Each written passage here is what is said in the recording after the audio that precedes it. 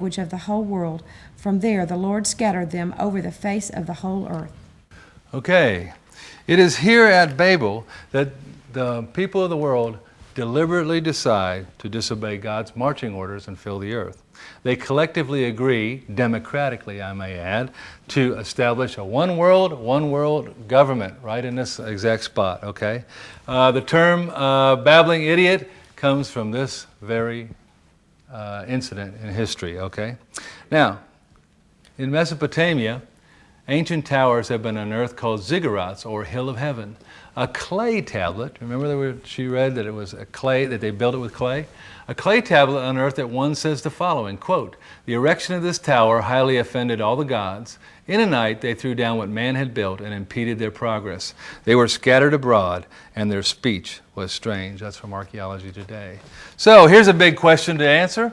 So where did the different races, skin colors, eye and nose shapes come from? This time, science is going to give us the answer. This is an article in the Chicago Tribune called The Tale Genes Tell. It's about DNA. And I want to read part of it. Scientists now confirm that 99.99% of all humans share the same identical genetic makeup. Outward appearances tell us almost nothing about our roots. The shape of our noses, the color of our skins change with the climate. So in other words, when God scattered them throughout the world, the natural climatic changes that automatically took place at that time. But God has an even greater story to tell us. Incredibly, God said that the Jewish priests would be separated from the Jewish population at large. Until now, we did not know just how separated they were, okay? This is also continuing on, quoting from that same article. The DNA of the Kohanim, which is the Levites, the Jewish priesthood whose duties are passed strictly from father to son, is genetically distinct from the rest of the population. God tells us why they were different. Numbers 8:14. In this way you are to set the Levites apart from the other Israelites, and the Levites will be mine. And Numbers 3:12.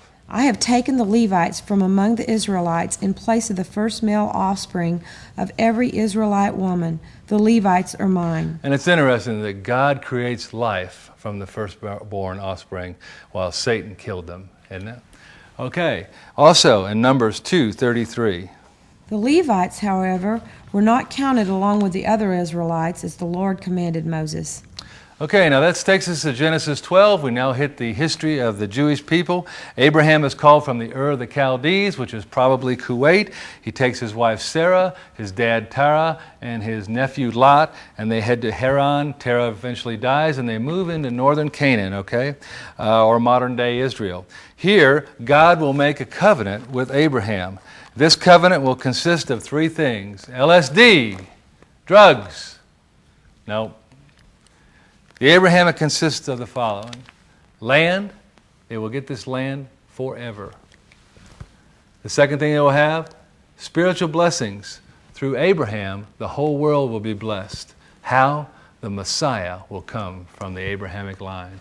And descendants, a new nation of people will appear on the earth, and they will be called Jews. Abraham has two sons, Isaac and Ishmael. Ishmael is the father of the Arab nations. Isaac, of course, is the firstborn of the Jewish nation. Isaac has two sons, Jacob and Esau. Jacob has 12 sons and one daughter. The second youngest son was Joseph. And remember him from Sunday school? He had a fancy coat. Joseph is taken to Egypt. He goes to work for a guy by the name of Potiphar.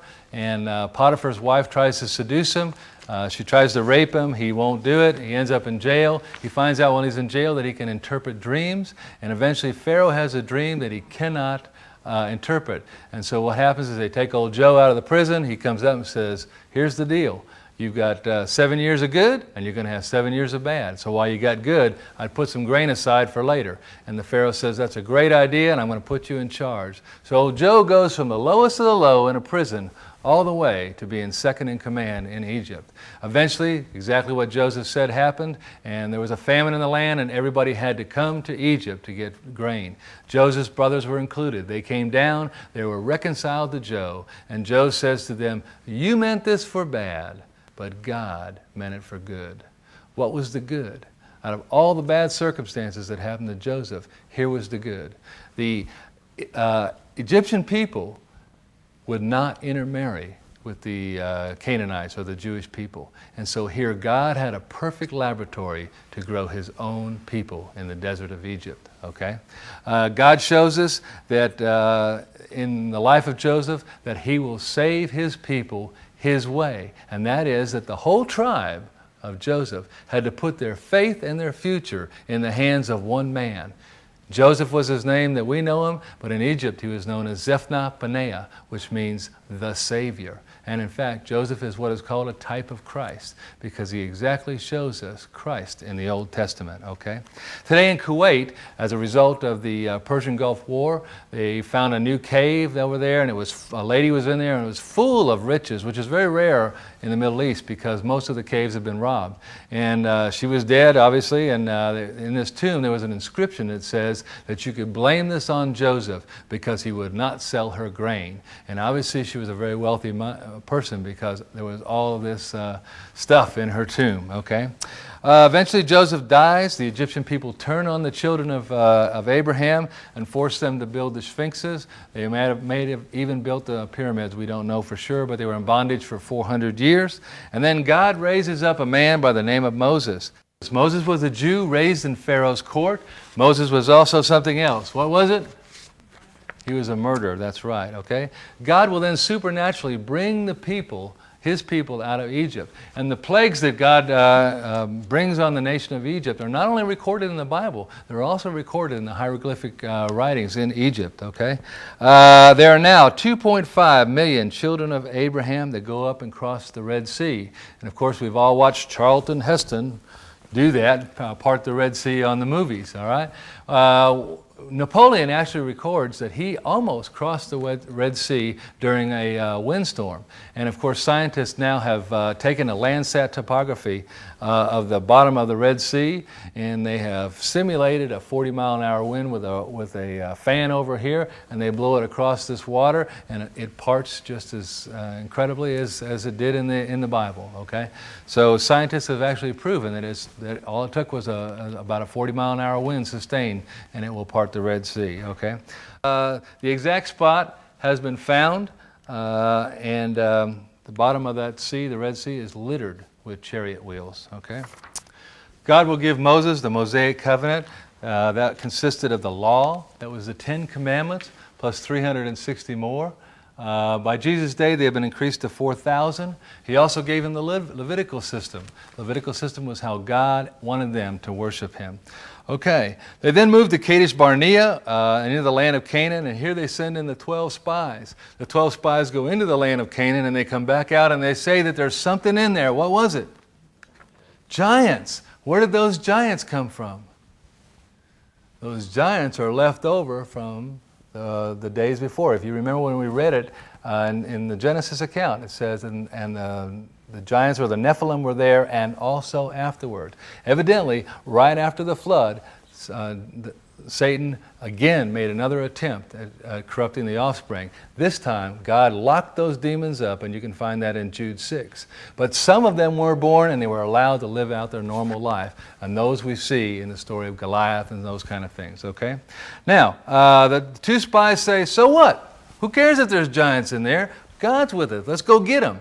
All right, those two guys were Joshua and Caleb, but the rest of the people refused to budge and go in there after those giants, okay? So God had them wander around the desert for 40 years. What was the purpose of that? That generation was going to die out. That generation who refused to follow God would not partake in God's plan, all right? By the way, nothing has changed. If you refuse to take part in God's plan, you won't. It's just that simple, okay?